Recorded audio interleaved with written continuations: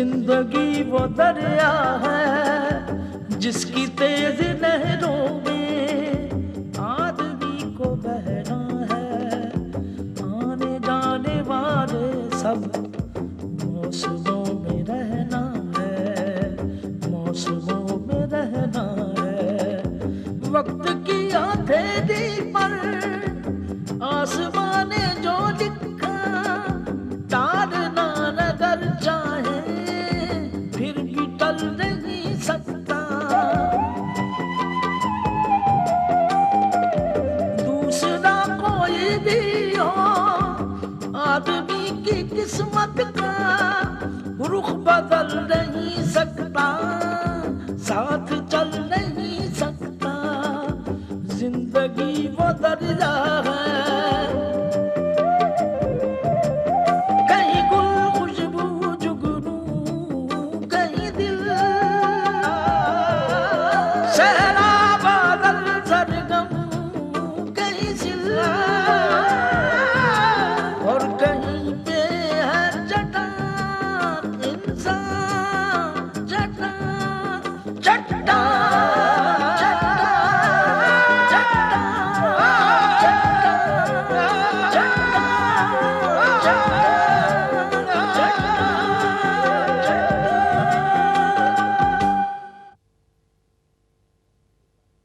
विशाल की love marriage एक बहुत ही बढ़िया और मजबूत फंदा है। मुनासिब मौके पर हम वो फंदा शमशेर पर फेंकेंगे और वो मुंह के बल गिरेगा।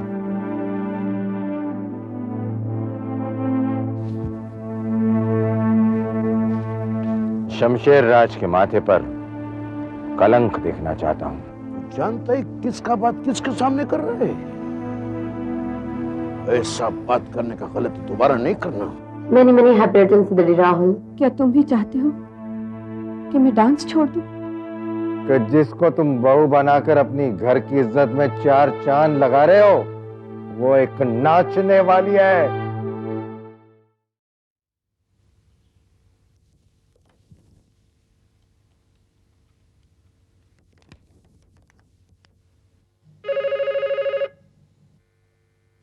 हेलो। हाय राहुल। हाय सिमरन। कहाँ हो और कैसे हो? अच्छा हूँ और ऑफिस से बोल रहा हूँ। So utterly boring। क्यों, क्या हुआ? तुम्हें ऑफिस में नहीं, तुम्हें मेरे पास होना चाहिए। होना तो चाहिए था मैडम, लेकिन मैं थोड़ा बिजी हूँ ऑफिस में। तुम ऐसा करो कि ऑफिस का काम छोड़ो और अभी मेरे पास चले आओ। हम एक लंबी सी ड्राइव पर चलेंगे। आज नहीं, फिर कभी। नहीं, आज ही चलेंगे। जरा बाहर तो देखो, मौसम कितना खूबसूरत है। तुम नहीं आओगे तो मैं ऑफिस चली आऊंगी। नहीं नहीं, ऐसा नहीं करना तुम। यहाँ पे लोग देखेंगे तो मेरी तो नौकरी चली जाएगी। मैं आता हूँ, लेकिन तुम्हें मालूम है ना अबू धाबी से दुबई पहुंचने में कितना वक्त लगता है? हाँ हाँ, बस जरा पलक झुकाई और तुम मेरे सामने। मैं तुमसे प्यार करती हूँ राहुल। सिमरन, तुम जानती हो कि मैं भी तुमसे बहुत प्यार करता हूँ। फिर डरते क्यों हो? मैंने सुना है जिस दिल में प्यार बसता है वहां डर का गुजर नहीं होता। मैडम, ये शब्द सुनने में बहुत खूबसूरत लगते हैं, लेकिन सच नहीं है। सच्चाई ये है कि प्यार के रिश्ते में बंधे लोग हमेशा इस बात से डरते रहते हैं कि उनका प्यार कहीं उनसे जुदा ना हो जाए। हम एक दूसरे से कोई जुदा नहीं कर सकते। हमारे बीच कभी कोई दीवार नहीं आ सकती। हम हमेशा एक साथ रहेंगे। मोहब्बत सचमुच बहुत अंधी होती है। क्या मतलब? मैं समझी नहीं। बात यह है कि प्यार पर किसी का बस नहीं। जज्बाती रिश्ते होश और अक्ल की परवाह नहीं करते। इसीलिए जब मेरा दिल तुम्हारी तरफ खिंचने लगा तो मैं उसे रोक नहीं पाया, जबकि मेरा दिमाग मुझे बार बार डरा रहा था कि मेरा और तुम्हारा मेल नामुमकिन है। क्यों? क्या हमारे बीच कोई है? हाँ, तुम्हारे बाबूजी। वो इस बात को कभी गवारा नहीं करेंगे कि उनकी बेटी मुझ जैसे एक मामूली इंसान से शादी करें।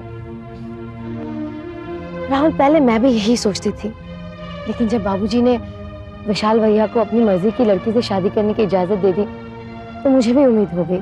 बच्चों जैसी बातें मत करो सिमरन। विशाल लड़का है, उसे वो किसी से भी शादी करने की इजाजत दे सकते हैं, मगर बेटी को बराबरी में ही ब्याहेंगे, तुम देख लेना। राहुल, तुम बाबूजी को पूरी तरह नहीं जानते। उन्होंने विशाल भैया के लिए अपने असूलों को त्याग दिया, अपनी खानदानी परंपरा को तोड़ दिया। उन्होंने अपनी औलाद के लिए अपनी आन की परवाह नहीं की। वो एक ऐसी लड़की को अपनी घर की बहू बना के लाए हैं जो एक डांसर है। What? अगर बाबूजी विशाल भैया के लिए इतना बदल सकते हैं तो मेरे लिए क्यों नहीं बदलेंगे? मुझे आरती भाभी के डांसर होने का पता ही नहीं था। अब तो पता चल गया ना, इसलिए चुपचाप इस समय को एंजॉय कीजिए, मेरे हुस्न की तारीफ कीजिए और अपने प्यार का भरपूर इजहार कीजिए। क्यों क्यों? क्यों का क्या मतलब? तुम मुझसे प्यार नहीं करते? किसने कहा तुमसे ये? मेरे दिल ने तुम्हारे दिल की आवाज सुनी।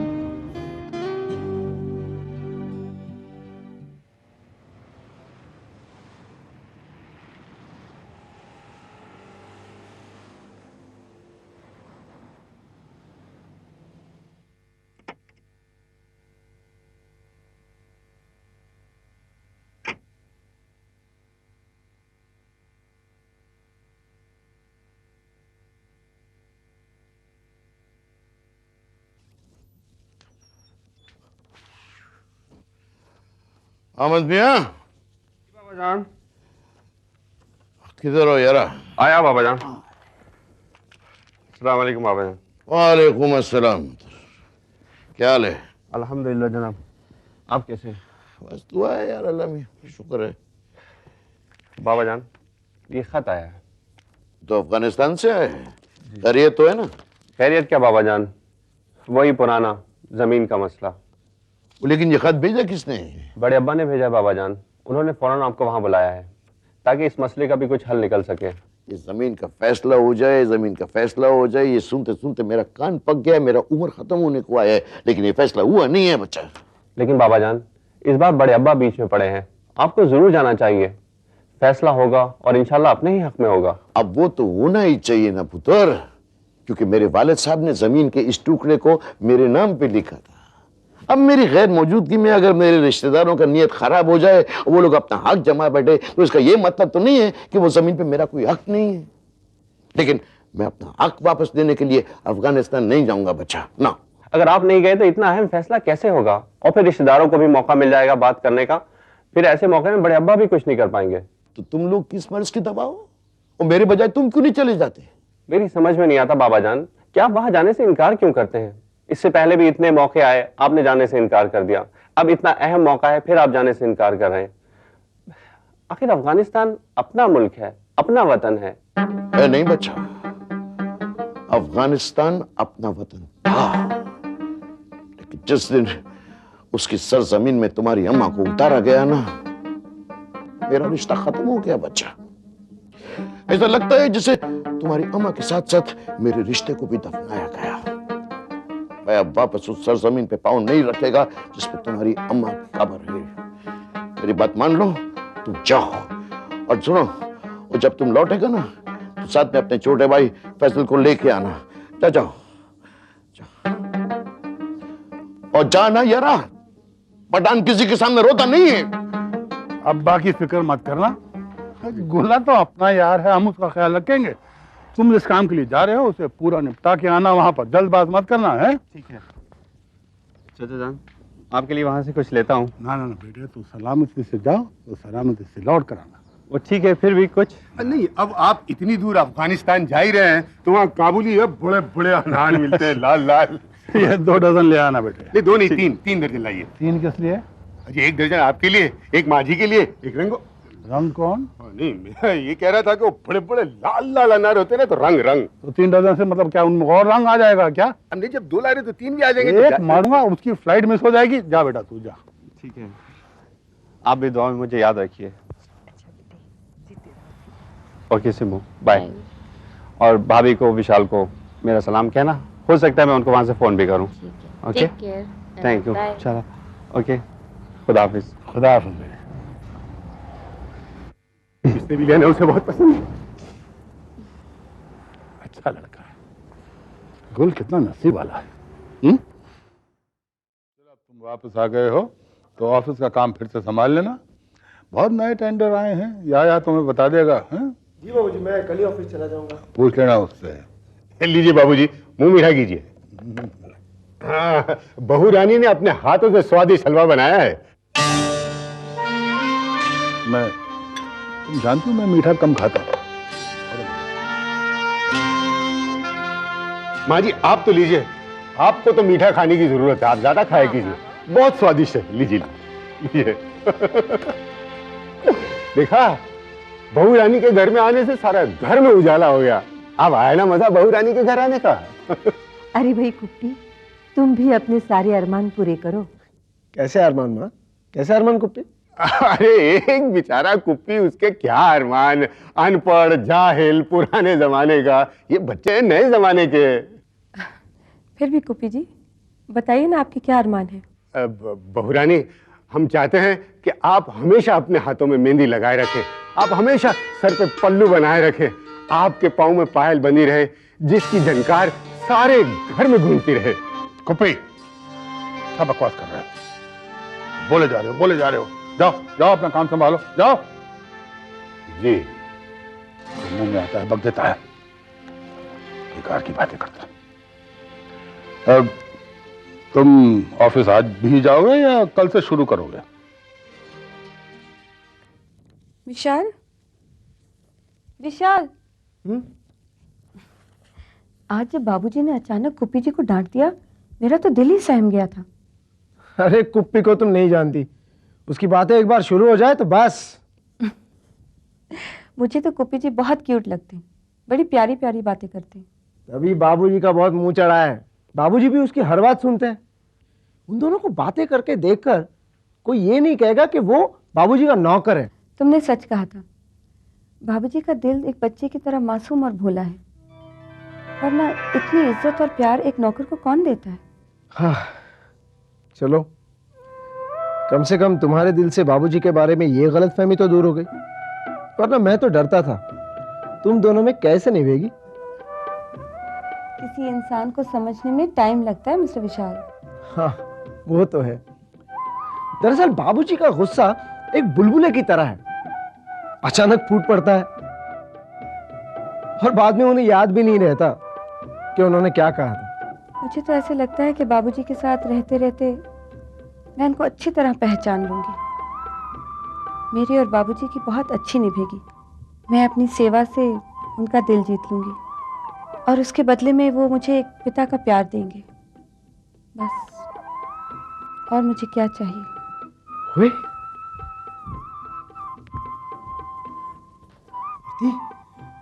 कहीं तुम बाप बेटी के प्यार में मैं मारा ना जाऊं, तुम मुझे ना भूल जाओ। कैसे बातें करते हो तुम भी? तुम भूलोगी मुझे? नहीं। हाँ मैं भूल जाऊंगी। तो कैसे भूल जाओगे? मैं भूलने नहीं दूंगा तुम्हें। तुम चाहते हो ना यही? नहीं। खेलना बंद करो। मैंने जिस दिन तुम्हें याद करवाया था, याद हो क्या? अरे वो क्या, हमें तो उससे भी आगे याद है। पढ़ो। पढ़ो, अभी लो। बुटन। बुटन नहीं, बटन। बुटन, इसके बीच में यू है ना? यू है तो क्या हुआ? आप ही ने तो बताया था कि यू की आवाज ऊ आती है, ऊ, जैसे पुटिंग। कुप्पी, हम लोग उस पर पहले भी बहस कर चुके हैं। हाँ मुझे मालूम है, बीयूटी बुटन, पीयूटी पुट। एग्जैक्टली। और मैंने तुमसे ये भी कहा था कि यू में ऊ भी होता है, अ भी होता है, जैसे प्यूटी पुट एंड ब्यूटी बट। चलो आगे पढ़ो। पडिंग। पडिंग नहीं, पुडिंग। ये एक ही चीज है जो तुम अच्छी बनाते हो। से पुडिंग। हाँ, पुडिंग। गुड, चलो आगे पढ़ो। आगे ना, CUTTING, कुटिंग। कुटिंग नहीं, कटिंग। कुटिंग। कटिंग। कुटिंग। कटिंग। अरे शो आधा मस्करा। शो आधा मस्करा क्या होता है? ये अरबी में होता है। मैं तुम्हें अंग्रेजी सिखा रही हूँ, अरबी नहीं। तुमको अरबी सिखाएंगे। तुम सिखाओगे? हाँ, शुआदा मस्खरा। बताइए क्या मजाक लगाया। देखिए मैं अरबी सिखा रहा हूँ। हाँ देखो ना, मैं ऐसे अंग्रेजी सिखा रही हूँ, मुझे अरबी सिखा रहा है। पुप्पी, तू यहाँ क्या कर रहा है? हाँ? मैं अरबी सिखा रहा हूँ। मुझे अरबी वरबी कुछ मालूम नहीं है। सुपरमार्केट से सामान मंगवाया? ओह नहीं, बस अभी मंगाता हूँ फोन करके। 1 घंटे से कहा है सुपरमार्केट से सामान लेके। अभी मंगा। इसको अकल होगी तब ना। ओहो। Hello, supermarket. कौन? रंगोली? अरे तुम सुपरमार्केट में क्या कर रही हो? मार्केट में नहीं हो, कहाँ? अपने घर में हो? कमाल, में किसी का भी नंबर लगाता हूँ तुम्हारा ही नंबर लग जाता है। और सब ठीक है? क्या आज खाने में क्या पका रही हो? मुझे बहुत पसंद है। हाँ। किससे बातें कर रहे हो? रंगोली से। रंगोली? नहीं, मैंने तो सुपरमार्केट लगाया था। अरे रंगोली कौन है? सुपरमार्केट। रंगोली सुपरमार्केट में क्या कर रही है? पता नहीं क्या कर रही है। मैं तो आपका सामान का ऑर्डर दे रहा हूँ ना, मैं भी ऑर्डर देता हूँ। Hello supermarket. ये रंगोली तो पागल करके छोड़ेगी हमें। हाँ, 1 डब्बा तेल का भेज देना।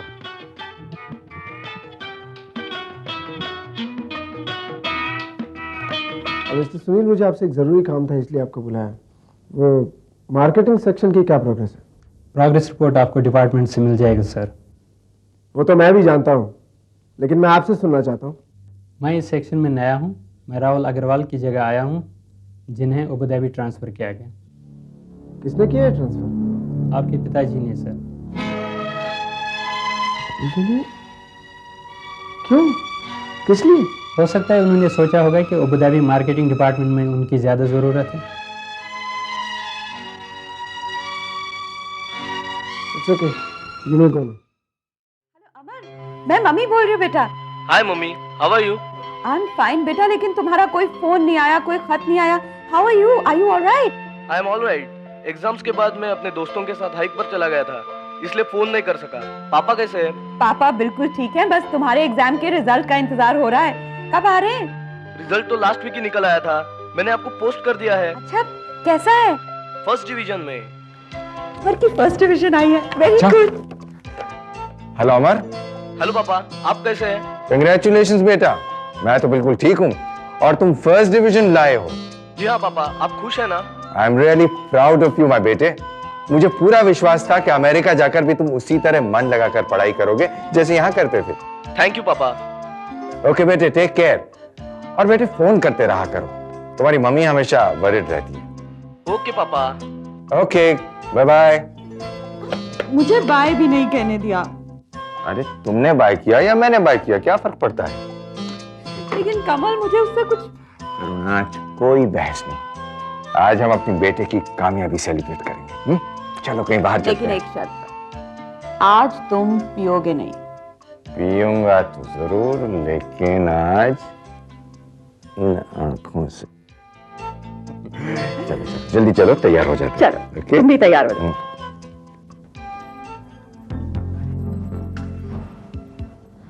कमल, विशाल भी है यहाँ। बीवी भी साथ में। चलो ना, पहले उनसे मिल लेते हैं। नहीं, रहने दो। क्यों अपना और उनका वक्त बर्बाद कर रही हो? Let them enjoy. कमल, मैं बहू से मिलना चाहती हूँ, ये अच्छा मौका है, प्लीज मिल लेने दो ना। आज मैं तुम्हें किसी बात के लिए मना नहीं करूंगा करुणा, because today is a special day for us. Yes, darling.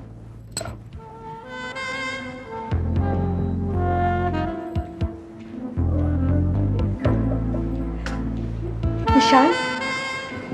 बुआ जी। Hello uncle. आरती, ये मेरी बुआ जी है और ये अंकल। जीती रहो। बैठिए ना, बैठिए प्लीज, सिट।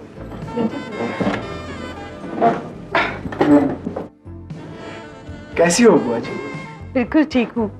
जब से तुम्हारी शादी के बारे में सुना था, बहू को देखने को मन बहुत बेचैन था।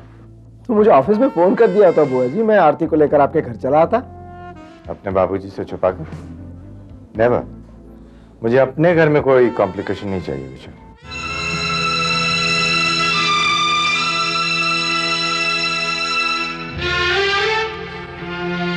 विशाल, बहू के लिए मेरे मन में बहुत अरमान है। अगर भगवान ने मौका दिया तो वो जरूर पूरे करूंगी, लेकिन फिलहाल मुंह दिखाई ये छोटी सी गिफ्ट देना चाहती हूँ। बहुत सुंदर है तुम्हारी दुल्हन। Thank you. सुंदरता के अलावा भी इनमें कई और गुण हैं। धीरे धीरे तुम्हें सब कुछ पता लग जाएगा। क्यों ईशा?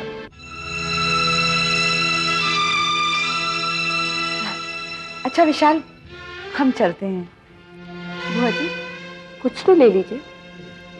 नहीं, हमारी टेबल बुक्ड है, हम अलग बैठना पसंद करेंगे। हम तुम लोगों को डिस्टर्ब नहीं करना चाहते। Enjoy yourselves. God bless.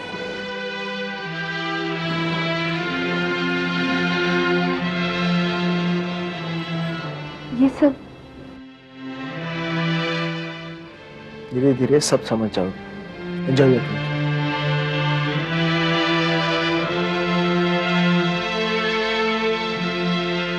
देखो तो बाल कितने उलझा रखे हैं। हमेशा तुमसे कहा है कि हफ्ते में एक बार बालों में तेल डाला करो, लेकिन तुम्हें होश कहाँ रहता है? माँ, लास्ट वीक ही तो आपने तेल लगाया था। मैंने डाला था ना। मुझे हमेशा तुम्हारा ध्यान रखना पड़ता है, जैसे छोटे बच्चों का ध्यान रखते हैं।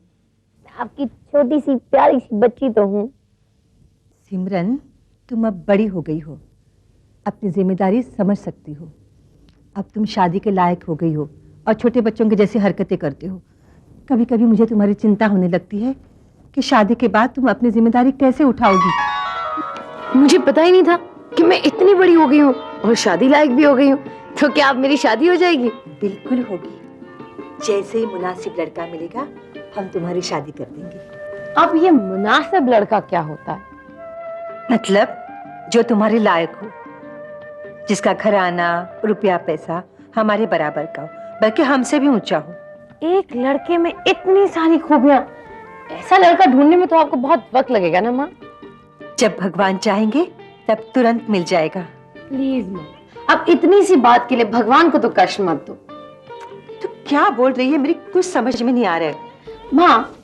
माँ मैं ये कह रही हूँ कि अगर वो मुनासिब लड़का मैं ढूंढूं तो आपको एतराज तो नहीं होगा? तेरा मतलब है तू अपने लिए खुद लड़का ढूंढेगी? और नहीं तो क्या, शादी मुझे करनी है तो लड़का भी मैं पसंद करूंगी। विशाल भैया ने कैसे अपने लड़की पसंद कर ली? विशाल की बात और है बेटी, वो लड़का है, उसे अपने अच्छे बुरे की समझ है। तू लड़की है, तुझे अभी दुनिया की समझ नहीं है। ये बात अच्छी है माँ। अभी भी आप मुझसे कह रही थी कि मैं बड़ी हो गई हूँ, मुझे अपनी जिम्मेदारी उठानी आनी चाहिए, मुझे समझदार हो जाना चाहिए, और अभी आप कह रही हैं कि मैं ना समझूं। मेरा मतलब है तू इतनी भी समझदार नहीं हुई है कि अपना जीवन साथी ढूंढ सके। ये काम तू अपने बाबूजी और मुझ पर छोड़ दे। माँ ऐसा नहीं हो सकता कि मैं अपनी पसंद का लड़का ढूंढूं, मुनासिब लड़का ढूंढूं और फिर आप लोगों से मिला दूं, फिर आप उसे एग्जामिन कर लेना। मेरा मतलब है उसे परख लेना, उसका मुनासिबपन देख लेना। जो मुंह में आता है बक देती है। तेरे बाबूजी सुन लेंगे ना तो हंगामा खड़ा कर देंगे। वो कभी गवारा नहीं करेंगे कि उनकी बेटी अपनी पसंद का लड़का ढूंढता फिरे। समझी? चल, कॉलेज के लिए देरी होती जा रही है। हाँ जल्दी कर। कॉलेज के लिए देर हो रही है, फिर वो मुनासिब लड़का। ओहो, क्या करूं इस लड़की को, जाने कब सुधरेगी।